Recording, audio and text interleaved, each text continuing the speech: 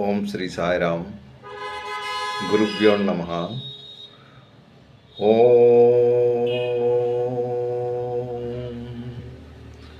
ఓం గణానాం త్వా గణపతిం భవామహే కవిం కవీనాముపమస్తవస్తవం జ్యేష్ఠరాజం బ్రహ్మణాం బ్రహ్మణస్పతానః సన్నోతిభిస్సేదసాదనం ప్రణో దేవి సరస్వతి వాజేవిర్వాజనీవతి. శ్రీ గణేశాయ నమః. శ్రీ గురుభ్యో నమః. హరి ఓం. సాయిరామ్.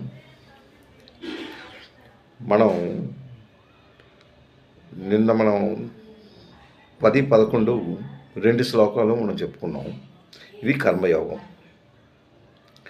కర్మయోగంలో చాలా తెలివిగా, చాలా జాగ్రత్తగా ప్రతి విషయం, ప్రతి మాట మనం చాలా జాగ్రత్తగా వింటే కానీ అది అర్థమయ్యే స్థితి కాదు. ఏంటి కర్మయోగం? మనం ఈ ప్రస్తుతం మనం చేస్తున్నదంతా కర్మయోగమే. ఇదే కర్మ. ఎలాంటి కర్మ చేస్తున్నాము, ఏంటి, ఈ చావు పుట్టుకులు అంటే ఏంటి, ఇవి మనం అనుభవిస్తున్నాము, ఈ అనుభవించడంలో ఎలాంటిది మనం అనుభవిస్తున్నాము, మనకేంటి సుఖాలు దుఃఖాలు ఇవన్నీ వస్తూనే ఉన్నాయి.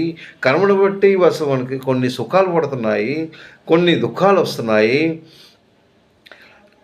ఇవన్నీ మనం అనుభవిస్తున్నాం. ఇదే నేచర్. కర్మయోగం అంటే మీ తాలూకా జన్మ. ఇది జన్మ రహస్యం. ఈ జన్మ రహస్యం ఎప్పటి నుంచి మీకున్నది? పుట్టినప్పటి నుంచి చనిపోయిన వరకు మీరు చేస్తున్న పని. ఇది ఎలాంటిది అనేసి కృష్ణ భగవానుడు ఒక్కొక్కటి జ్ఞాన రూపంలో మనకి అందిస్తున్నారు. అదే మనం ఇప్పుడు చదువుకున్నది. కర్మయోగం అంటే కొద్దిగా అర్థం చేసుకోవడంలో దానికి తగిన శ్రద్ధ లేకపోతే మనం ఏమీ చేయలేం. ఏ పనికైనా శ్రద్ధ మాత్రం కంపల్సరీ ఉండాలి. శ్రద్ధావాన్ లభతే జ్ఞానం తత్పరః సంయతేంద్రియా అన్నాడు. శ్రద్ధ లేనిదే మీకు జ్ఞానం అనేదే రాదు. ఆ జ్ఞానం కావాలి అంటే మీలో శ్రద్ధ రావాలి, ఈ శ్రద్ధ ఉండాలి. ఈ శ్రద్ధ ఉంటే కానీ మీకు ఏమీ చేయలేరు. ఎలాంటి శ్రద్ధ ఉండాలి? అందులో రకాలు. భగవంతుని మీద మీకు జ్ఞానం ఉండాలి. భగవంతుడంటే ఏంటో తెలిసిపరచాలి. మంచి భావన రావాలి. ఆ మంచి భావనతో మీరు కర్మలు చేస్తూ ఉండాలి. అది ఆయన చెప్పింది. అయితే 11వ శ్లోకంలో ఆయన చెప్పాడు, దేవాన్ భావయత అనేనా, దేవాన్ భావయత అనేనా, దేవాన్ భావయత అనేనా తే దేవా భావయంతు వః పరస్పరం భావయంతః శ్రేయః పరమవాస్యదః. ఆయన చెప్పిన మాట అది 11వ శ్లోకం. నేను మొన్న అది చెప్పాను. ఏంటంటే దేవతలు, దేవలోకం, భూలోకం, పాతాళలోకం. మనకి దేవతలందరూ మీదనే ఉన్నారు. వాళ్ళు మనకి ఏం చెయ్యిందే మనం ఈ జీవితాన్ని ముందుకు తీసుకెళ్ళాం. అంటే మనకి ఏంటి ఇస్తున్నారో అన్నీ వాళ్ళే ఇస్తున్నారు. ఆ దేవతలు ప్రసాదించిందే. వర్షం ఆయనే ఇస్తున్నారు, పంటలు, ప్రకృతి, ఇవంతను వాళ్ళ దగ్గర నుంచే. ఆ దేవతలు, వాళ్ళని మనం పూజ చేయాలి. దేవతలను స్మరిస్తున్నామా? అయితే ఈ దేవతలు ఎలాగా? యజ్ఞాల ద్వారా మనం వాళ్ళని సంతృప్తిపరచాలి. వాళ్ళని ఎప్పుడైతే మనం సంతృప్తిపడతామో వాళ్ళు మనకి అనుగ్రహిస్తారు. అది ఇక్కడ చెప్పాడు. దేవాన్ భావయత అంటే భావయత తృప్తిపరచాలి. భావయత అంటే తృప్తిపరచడం. భావయత దేవతలకు మనం తృప్తిపరచాలి. భావయంతు వాళ్ళు మనకి వృద్ధి పరుస్తారు. వాళ్ళకు తృప్తిపరిచినట్టయితే వాళ్ళు మనకి వృద్ధిపరుస్తారు అనేసి ఈ శ్లోకంలో ఆయన చెప్తున్నాడు. అది ఆ దేవతలను ఎలా కొలుస్తావు? నిస్వార్థంగా. నీలో అసలు స్వార్థం ఉండకూడదు. స్వార్థం లేకుండా వాళ్ళని ధ్యానించాలి. అది ధ్యానించినట్టయితే మనకి తప్పక ఫలాలు దొరుకుతాయి. అది అక్కడ నిస్వార్థంతో మీరు పరస్పరము భగవంతుని సంతృప్తిపరచాలి. అది సంతృప్తిపరచాలి అంటే ఎలాగ మీరు సంతృప్తిపరుస్తారు? యజ్ఞాలు, పూజలు, పునస్కారాలు, ఎన్నో విధాలు ఉన్నాయి. అవేమీ చేయకుండా మనకేదో ఇచ్చాడు భగవంతుడు అనేసి మనం తిరుగుతూ ఉంటే, భగవంతుడు ఏది మనకి ఇచ్చాడో అది మనం ఎప్పుడైనా మనం అనుకున్నామా? ఇన్ని మనకి ఇస్తున్నాడు కదా, ఏమాత్రం ఆయన కరుణతోని, దయతో, కృతజ్ఞతాభావం మనలో అసలుకి లేనే లేదు. ఉంటే తప్పకుండా ఆ భగవంతుని మనం ధ్యానిస్తాం. అది ఇక్కడ. అయితే ఇంతవరకు 11 అయ్యింది. 12లో ఆయన ఏది చెప్తున్నారో మనం జాగ్రత్తగా వినాలి.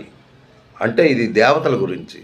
అంటే భగవంతుడు మీకు ఎవరు ఏంటి ప్రసాదించారో దాన్ని మీరు గుర్తు చేసుకోండి. ఈరోజు మీరు హ్యాపీగా ఉన్నారు అంటే how you are living. Just you think out.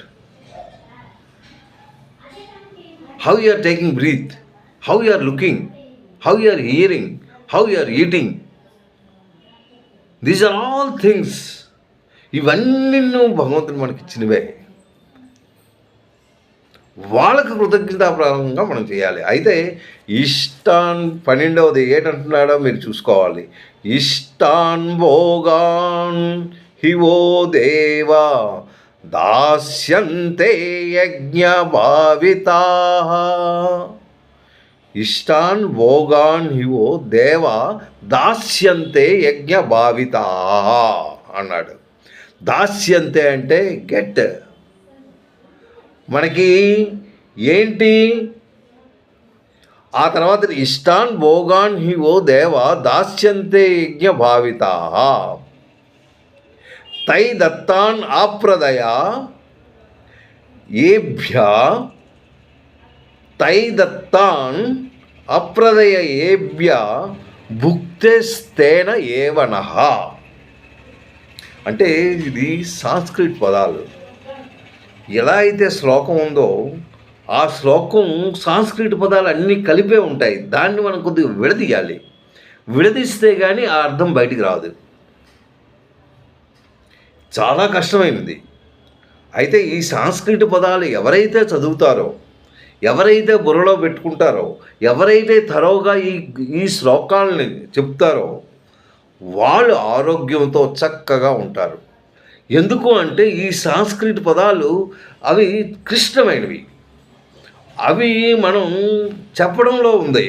అది చెప్పినప్పుడు ఆ లోపలున్న నాళ్ళన్నీ పనిచేస్తాయి. కొన్ని థౌజండ్స్ ఆఫ్ నర్వ్స్ ఉంటాయి. ఆ నర్వ్స్ అన్నీ యాక్టివేట్ అవుతాయి. యాక్టివేట్ అయినప్పుడు మీ జ్ఞానం పెరుగుతుంది. మీ జ్ఞానం ఎప్పుడైతే పెరుగుతుందో అప్పుడు మీరు చాలా హెల్తీగా ఉంటారు. అది అసలు విషయం.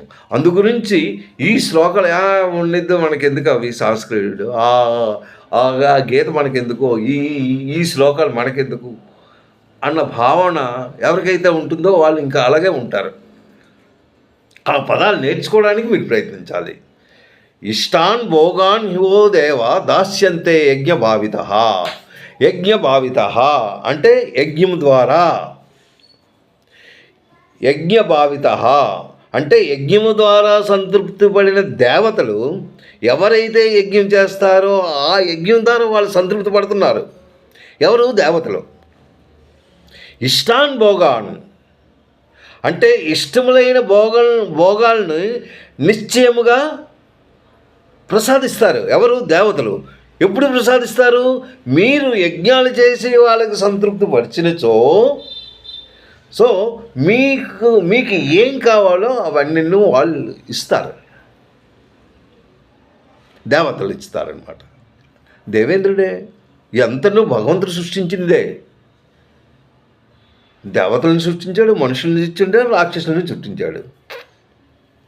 ఈ మూడు పదాలు ఈ ముగ్గురికి మూడు విధాలుగా వాళ్ళు ఉన్నారు.